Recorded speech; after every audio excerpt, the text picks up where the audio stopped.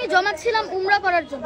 জি, কারণ ও উমরা আল্লাহ যদি আমাকে তৌফিক দান করেন তাহলে আমি ইনশাআল্লাহ আবার যেতে পারবো। কিন্তু ওই মানুষগুলার যদি একবার মৃত্যু হয়ে যায়, কে যাবে জান্নাতে, কে যাবে জাহান্নামে, কে হচ্ছে যে কবরে আযাব পাবে, কে শান্তি পাবে, তা তো কেউ বলতে পারে না। আর একটা মানুষের প্রাণ অনেক ভ্যালুয়েবল জিনিস, তার জীবনটা চলে গেলে হয়তো তার পরিবারটাও শেষ হয়ে যেতে পারে।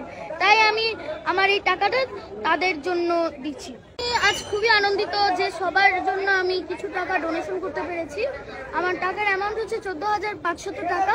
এই অল্প টাকা, এটাই যত টাকাই হোক না কেন, অন্তত আমি এই টাকাটা দিতে পেরেছি যে, এবং তারা যাতে, এবং যারা দুর্গত রয়েছেন তারা অন্তত যে এই টাকা দিয়ে অন্তত কিছু জিনিস তো কিনতে পারবেন, কিংবা ওই টাকাটা দিয়ে অন্তত কিছু হেল্প তো তারা পাবেন, সেই জন্য আমি খুবই আনন্দিত।